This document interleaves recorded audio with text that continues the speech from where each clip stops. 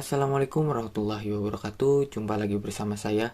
Di video kali ini kita akan membahas update terbaru dari aplikasi YO WhatsApp versi 9.60.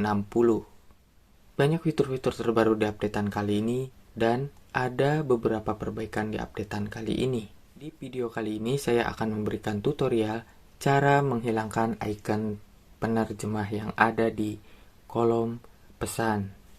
Buat teman-teman yang sudah support channel ini, saya ucapkan terima kasih. Dan buat teman-teman yang baru berkunjung di channel ini, jangan lupa like, komen, dan subscribe. Kita lanjut ke pembahasan videonya.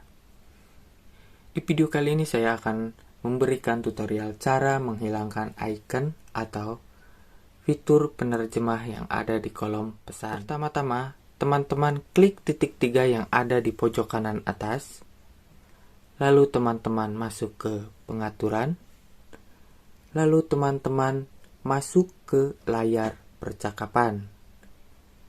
Dan teman-teman masuk ke gaya entry percakapan. Nah, di sini ada fitur terjemah. Di sini fitur ini masih aktif dikarenakan saya menggunakan fitur ini. Jika teman-teman merasa risih dengan icon atau fitur tersebut, teman-teman dapat menghilangkannya dengan menonaktifkan fitur ini.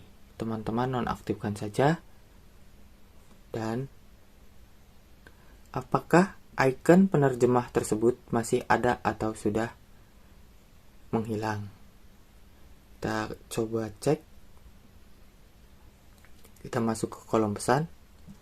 Dan icon penerjemah tersebut sudah tidak ada atau sudah kita nonaktifkan.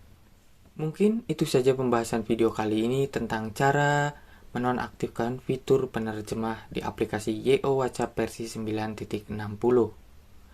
Saya Sunanta Wijaya, sampai jumpa di konten saya selanjutnya. Wassalamualaikum warahmatullahi wabarakatuh.